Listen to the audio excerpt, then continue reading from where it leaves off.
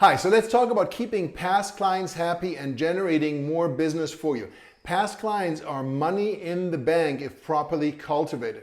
So how do you cultivate past clients? It has to be a systematic approach. You need to set up a drip campaign literally for your past clients that includes all of these items that have to be done. I'm going to walk you through an example for a past client campaign for buyers. First, you need to have personal phone calls where you talk to your past clients at least once every 2 to 3 months. And your phone calls need to be structured and come from a place of, how can I help you? Is there anything at all that I can do for you? What can I do for you?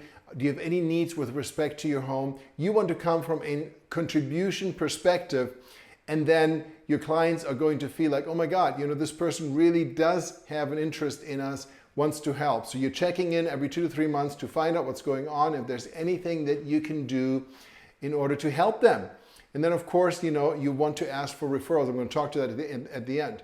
Number 2, you want to set up a concierge services type of mindset where you can say to your buyers, I have a concierge service you can call 24/7 anytime if you need anything at all with respect to your home, whether it's painting, repairing, handyman, new pool cage, pool service, whatever it is, anything related to your home, just call this number. And I highly recommend you set up a service with an answering service like Ruby Receptionist, for example, where they will answer your phone 24/7 and handle issues appropriately. And if you want to take it one notch higher, you might even publish a small booklet that has information for your clients with resources and service providers and so forth. And if you have a lot of past clients, you might even set up a private Facebook group just for your past clients. Next, you want to have a monthly newsletter. When I used to run my team, I had both an email newsletter and a printed newsletter that I mailed every time. Why? For starters, I wanted to be in front of them every month via the mailed newsletter. They're going to see it. Even if they throw it in the garbage, they're going to see the Thomas Heimann home selling team with my picture on it, the monthly newsletters. I had market stats in there. I had some interesting information. Over half of my clients actually read the newsletter each and every month. And then also I would email a newsletter. Some people don't check their emails, they ignore it. So this way, by getting them from both perspectives, you can make sure that they notice you every single month. So you don't want to be in front of them sometimes, you want to be in front of them consistently. Next, you want to have client appreciation events. I suggest that you do one event every 6 months because not every one of your clients is going to join you. And depending on the size, you can use something like Eventbrite to have a larger event. Or if you just have a couple of dozen clients, then you do a smaller, more intimate event.